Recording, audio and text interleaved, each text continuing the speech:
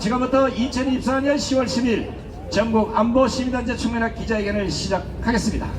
오늘 시국 칼럼은 대한민국 청년들의 보함, 이렇게 적였습니다. 사랑하는 대한민국의 청년들이여, 언제가 될지 모르겠지만 지금부터 전국 안보시민단체 총연합이 전해주는 이 메시지의 귀를 기울여 주시기 바랍니다. 아직 이 세상이 어떻게 돌아가는지 잘 모르겠다면 하나님이 주신 지혜로 세상을 바라보시고, 앞으로 우리 청년들이 수십 년을 살아가야 할 대한민국이 얼마나 아파하는지, 얼마나 망가지고 얼마나 거짓으로 점철되고 있는지, 무엇이 잘못되어 가고 있고 누가 이 나라를 망가뜨리고 있는지, 어떤 세력이 나라를 파탄내고 어떤 세력이 나라를 흥하게 하는지, 2024년 대한민국 최고의 애물단지가 무엇인지, 국민을 가장 고통스럽게 하는 인간들이 누구인지 반드시 알아야 합니다. 전국안보시민단체 총연합은 불운한 역사가 반복되는 것을 막고자 하는 심정으로 오늘 이 메시지를 대한민국 청년들에게 보내고 있음을 밝힙니다. 아픈 역사지만 잠깐만 돌아보겠습니다. 이 나라의 옛날 역사는 아픈 그 자체였습니다. 수많은 여친과 전쟁을 겪은 유일무이한 나라 중에 한 나라입니다. 꼭 알아야 할 것은, 어떤 경우라도 난리가 나면 가장 큰 피해를 보는 것은 여성들이라는 사실입니다. 1636년 병자호란 때 인조의 삼전도 항복 후에 조선의 여인들은 청나라 놈들에게 60여만 명이 포로로 잡혀갔고, 일제식민지 35년 동안 싫든 좋든 이 땅에 순진무구한 처녀들 20여만 명이 성적 노예가 됐습니다. 이것은 지금도 전쟁이 일어나는 국가에서 다반사로 벌어지고 있는 일입니다. 그래도 우리 민족은 정신을 못 차리고 해방 후 수많은 폭동으로 무고한 양민들 또한 희생을 당했습니다. 이 정도는 정신을 바짝 차려야 할 텐데 그것이 아니었습니다. 썩어 빠진 정치인들의 이념 논쟁 때문에 결국 동종사변에 6.25 전쟁까지 당했습니다. 물론 이 전쟁으로 기억하기조차도 가슴 아플 정도로 수많은 국민들이 목숨을 잃었습니다. 이 모두가 정치 지도자들을 잘못 만나 벌어진 일이었기에 지금 이 나라의 운명을 걱정하고 있는 것입니다. 복에 겨운 것인지 아니면 자유민주주의가 거추장스러운 것인지, 종북 세력의 자유와 방종을 넘어서 공산주의자들이 넘쳐나는 세상이 되었습니다. 혹여 배에 기름기가 너무 많이 끼다 보니 눈에 보이는 게 없어서 그런 건지, 이것도 저것도 아니라면 스스로 나라를 망하게 하는 DNA가 있는 건지, 지금 우리 청년들이 살아가야 할 대한민국이 또다시 과거의 아픈 구렁텅이로 들어가려고 하고 있습니다. 과거의 경험이 미래를 여는 열쇠라고 하는데 어찌 이 나라 민족성한 아픈 과거를 답습하려 하는지 도무지 이해가 되지 않습니다. 청년들이 혹시 이 호소를 듣게 된다면 2024년 대한민국을 말아먹는 원흉이 누구인지를 반드시 알아야 할 것입니다. 물론 그때 가서도 그 원흉들은 그대로 이룰 수 있으니 우리 청년들은 절대 그들과 같은 사람이 되어서는 안 될 것입니다. 그것은 통칭 반국가 세력이라도 하고 반대한민국 세력이라고 합니다. 바로 주사파, 종북 세력, 국회의원, 불건물이던 법조인들, 기레기 언론, 정교조, 강성노조 등이 그 원흉일 것입니다. 관심이 없는 청년들은 이해가 안 되겠지만 이 나라가 세계 6, 7의 선진국이 그대로 된 것은 아닙니다. 하루 세끼 먹는 것이 힘들어 학교에 도시락도 제대로 못 싸웠던 나라, 기차표 검정고무 지나가면 바닥이 다 따를 때까지 몇 년을 신었던 나라, 가을 운동회 때 겨우 부모님이 장만해준 나일론 검정바지 하나면 봄, 여름, 가을을 입었던 나라, 촛불, 호롱불, 남포불 아래서 가나다라를 배웠던 대한민국, 1953년 1인당 국민소득이 연 68달러, 당시 아프리카보다 국민소득이 낮은 세계 최비국에 속했던 나라 대한민국, 이랬던 나라가 세계가 부러워하는 G7 경제대국이 됐습니다. 그것도 불과 70여 년 만에 일어난 기적입니다. 그 기적은 이승만, 박정희, 전두환 같은 탁월한 지도자가 있었고 우리도 할 수 있다는 국민적 노력이 뒷받침됐기에 가능했던 것입니다. 여기에 순국선열들의 희생과 선조들의 피와 땀이 읽어낸 기적이라 할 것입니다. 이렇게 모두가 한마음 한뜻이 돼서 이렇게 세운 이 나라가 전쟁 후 70여 년 만에 또다시 위기를 맞고 있습니다.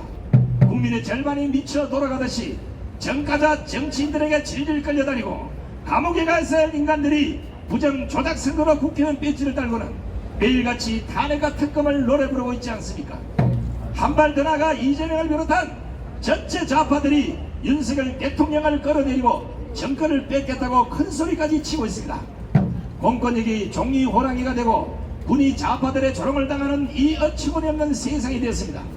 일부 언론을 제외하고는 언론조차도 모두가 쓰레기가 되다시피 해서 공예 수준의 가짜 뉴스를 쏟아내고 검찰, 경찰, 법원은 여전히 문재인 정권 때 심어놓은 빨간 무리들 때문에 정치 범죄꾼들이 활개를 치고 있습니다.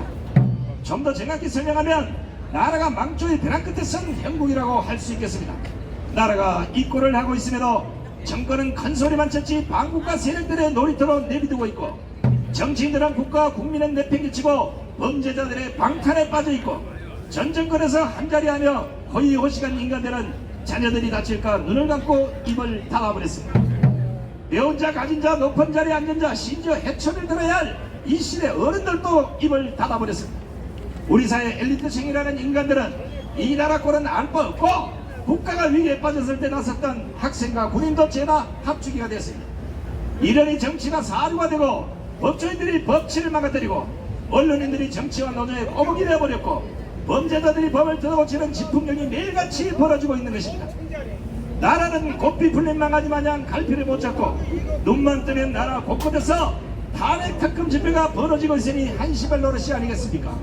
민주당과 좌파 당들은 근거도 없이 대통령 탄핵을 옆집 똥개이름 부르듯이 하고 연구인을 올가면서 대통령의 도덕적 치명상을 입히려고 거기가 국회에서 특검 날치기를 밥 먹듯 하고 있는 것, 대한민국 청해들은 똑똑히 보아야 할 것입니다. 이 얼마나 웃기는 작당들입니까? 그런데도 국민의 절반이 그게 좋다고 희죽거리고 이재명을 따라놨습니다. 그 나라 정치 수준이 그 나라 국민 수준이라고 하지만 지금 대한민국은 집단 좌파 체면에 걸린 게 아니라 신종 치매에 걸린 것 같습니다. 생각이 마비되고 이성이 썩어 문드러지고 눈에는 청태가 귀에는 쇠말뚝을 박은 꼴이 지금의 대한민국입니다. 얼마나 정신들이 피폐해졌으면 원칙도 기준도 다 망가졌습니다. 국회를 보면 알 수 있듯이 목소리 큰 놈이 장땡입니다. 보통 이 정도로 개판이 되면 나라는 망가는 게 순리 겁니다. 인도의 정신적 지도자 간디가 제시한 국가가 망할 때 나타나는 7가지 징조가 대한민국에 모두 다 나타나고 있다는 사실. 아니 나타난 지 오래됐습니다. 이런데도 대한민국은 여전히 버티고 있는 게 신기하지 않습니까? 우리 청년들이야 이해가 안 되겠지만 그 많은 이유가 있습니다. 바로 자유대한민국을 수호하기 위해서 목숨 걸고 싸우고 있는 바로 이 강함은 천만 국민들이 있기 때문입니다. 이들은 너무도 순수한 사람들이라 오로지 정의의 편에 서서 자유 대한민국을 지켜줘가는 국민들입니다. 권력과 출세를 바라고 싸우는 사람들이 아닙니다. 오히려 싸우지 않는 인간들이 단물은 다 빨아먹고 있습니다. 이들이 아니었으면 대한민국은 문재인 정권 때 이미 공산주의식 연방제 통일이 됐을 것입니다. 다행히 강함은 세력이 버티니까 이 정도까지 온 것입니다. 믿고 싶지 않겠지만 이것이 사실입니다. 이것마저도 손을 놓아버리면 대한민국의 공산화는 정강수처럼 올 것이며 지금 좌파 야당들의 발각을 보면 그것은 더욱더 명확해지고 있습니다. 창피한 일이지만 권력을 잡았던 박근혜 대통령도 좌파 작당의 탄핵을 당했습니다. 불법 탄핵의 진실은 다 드러났습니다.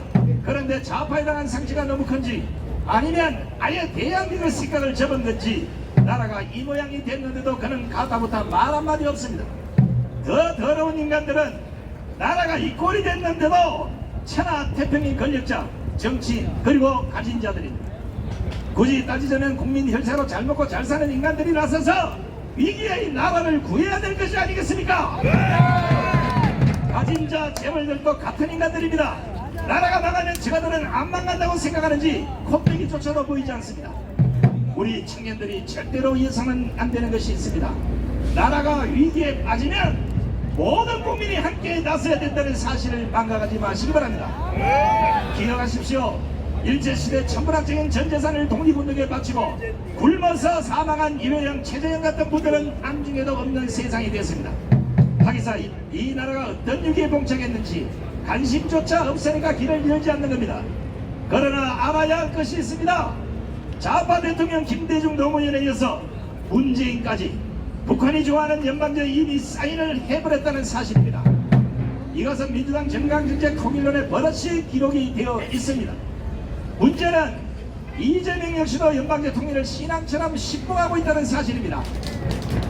있어서는 안 되겠지만 다른 사람은 몰라도 이재명이 대통령 되면 바로 연방제를 실행하고도 남을 사람입니다. 때문에 천만 우파 국민들이 부정 조작 선거의 고리를 끊기 위해서 많게는 9년, 작게는 7년, 6년, 5년 길거리에서 오늘도 투쟁을 하고 있는 것입니다. 그런데 어쩌면 좋습니까? 누구보다 앞서 이 고리를 끊어야 할 대통령, 국민의힘 청년들이 몰아서야 하고 있으니 한장할 일이 아니겠습니까? 비가 오나 눈이 오나 태풍이 오나 살을 태울 것 같은 폭염에도 아스팔트로 나서신 선량한 국민들, 이 국민들의 바라는 이런 나라를 후손에게 물려줄 수 없다는 것 단 하나밖에 없습니다. 그렇기에 이 나라를 파탄으로 끌고 가려는 주사파 종북 좌파들을 단칼에 척결하고 그들이 국회로 권력으로 스며들어가는 것을 차단하기 위해서 오늘도 부정조작선거 수사를 촉구하고 있는 것입니다. 우리는 이미 문재인 정권 5년에서 다시는 좌파 정권이 들어서서는 안 된다는 것을 뼈저리게 느꼈던 사람들입니다. 때문에 목숨 걸고 우파 정권을 다시 세운 것입니다. 하지만 이 정권조차 우파 국민들의 희망을 꺾은 나머지 큰 문제가 발생하지 않았습니까? 지난 4.10 총선에서 좌파 정당이 192승이나 하도록 방치함으로써 이들에게 대통령이 쫓겨나게 생긴 것입니다. 한마디로 우파 국민들의 호소를 개무시한 결과라고 할 수 있겠습니다. 무능한 것인지 아니면 우파를 포기한 것인지는 모르겠지만 이건 바보짓입니다. 그 수많은 빼박 정거들 각 분야 전문가까지 나서서 수사만 시작하면 우파가 200석을 넘게 할 그 기회를 발로 걷어 차버린 겁니다. 이건 무능이겠지. 아니 결단력 없고 강단이 없어서 좌천한 셈이 아니겠습니까? 그래서 천만 우파 국민들이 10월 들어 계속해서 윤석열 대통령에게 그 대답을 요구하고 있는 것입니다.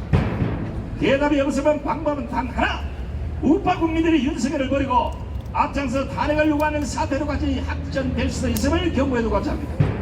좌파들이 다르면 춤출 일이지만 이게 마지노선임을 윤석열 대통령도 알 것이라고 봅니다. 기다려주는 것도 정도가 있고 참는 것도 인계치가 있는 것이라고 했습니다. 돌아서지 않을 사람에게 또다시 매달리는 것은 등신 중에 상등신이라 했습니다. 이제는 결판을 내야 할 시간이 왔습니다. 짝사랑도 유효기간이 있듯이 윤석열에게 거는 기대도 유효기간이 끝나갑니다.